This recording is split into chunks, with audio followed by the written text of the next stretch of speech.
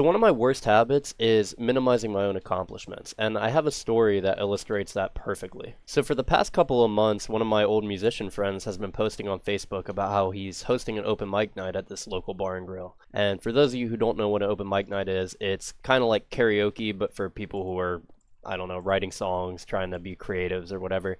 And you can just go up and either try a couple original songs or do a couple covers with your guitar or whatever. Anyway, I've wanted to go to this thing for the past couple of months. When I was a teenager, I used to go to these like a couple times a week. We just played all the time. And I would always get very nervous. And I think I mentioned in one of my past videos, I always tend to like throw up or gag. Or my body just responds very horribly to the stress. So it's always like a war with myself of should I get up on the stage and play to these people?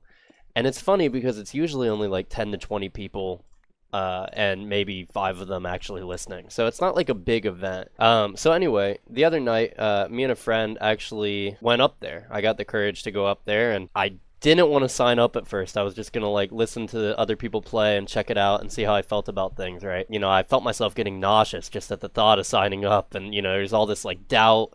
And, you know, I knew, like, if I went home, I'm going to be disappointed if I didn't actually, like, achieve the thing I set out to achieve, which is, like, a relatively small goal, like, just going up and playing a couple songs at a local open mic night.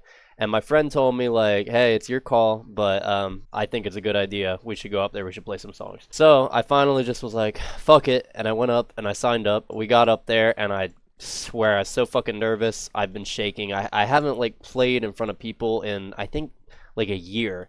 And before that, it had been like damn near a decade. It was like 7 or 8 years. So, you know, I was just extremely nervous. But we went up there, and once I'm doing it, I feel almost immediately better. I'm playing the songs. He's playing bass with me, so I'm not up there alone, which is helpful. People seem to be liking it, you know, the people who are listening. And I just feel like an immediate sense of accomplishment. So I go home, and the rest of the night, I feel very proud of myself, and I feel very happy.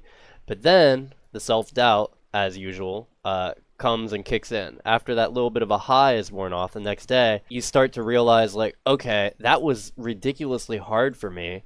And you start using words like only. Like I use words like only a lot, right? Like I only played to like 20 people and I only played 3 songs and look at how difficult it was. Like look at how nauseous and sick I got.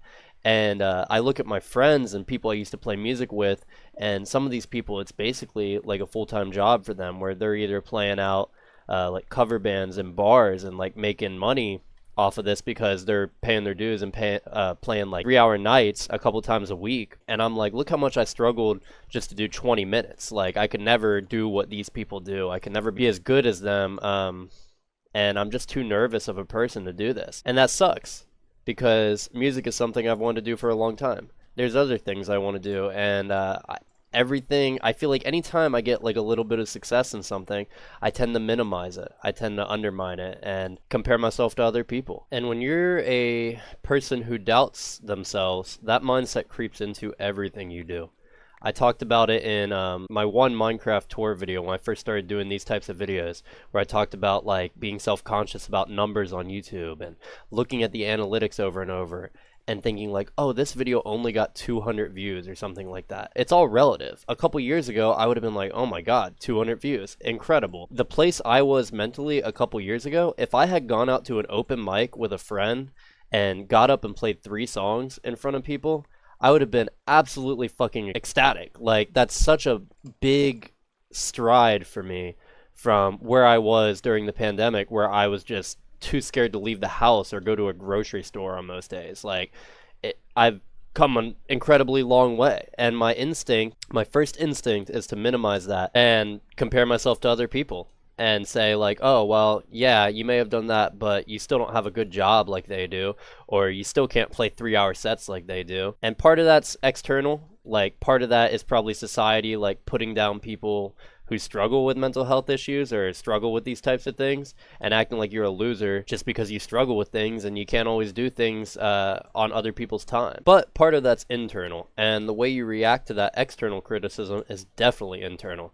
And that's something that's really, really hard to change when it's been instilled in you at a young age, this kind of self-doubt. And also when you have some fucked up shit going on with your brain, it's very hard to change that negative mindset. And I'm slowly working on it. I'm really, really trying to not add any onlys when I do something that I'm proud of. And I know I've added a few onlys in this video. It's going to be a very hard habit to break, but I'm slowly working on it, and that's all you can do. All this to say, if you just keep comparing yourself to other people all the time, it's not going to be a very good time. And as hard as it may be, you have to, at least with creative projects or passion projects, find your own motivation. Like, I feel like it actually does have to be something somewhat internal. You should enjoy what you're doing. If you do it purely for numbers or to make other people happy or, attention, you're always going to be disappointed. There are 2,000 of you who like what I do, and I still look at numbers and look at other creators and think, oh, that guy has more. And that's just a shitty fucking mindset. There's 2,000 people who like what I do. And that's fucking awesome. So yeah, I don't know what the overarching point of this video really is. And maybe the point is to just get better at talking, to just practice stuff. I mean, these things are still hard for me. Like, I make these kind of in parts. I'll like say a full, paragraph, and then I'll just blank for a minute. I'll be like, oh shit, what am I saying? And I'll pause the recording for a second and think about it, and I'm like, oh yeah, and then I'll go on to the next sentence. And I've probably repeated a lot of stuff I said in past videos here, because a lot of this format is just rambling. I mean, I don't even always make bullet points for these things, so. But I'm doing it. It's something that makes me nervous, something that makes me anxious, and I'm doing it. And every time I upload a new video, I feel better that I actually did it instead of just sat here and didn't do anything creative or anything that I was passionate about for another week. It's like Shia LaBeouf said, just do it.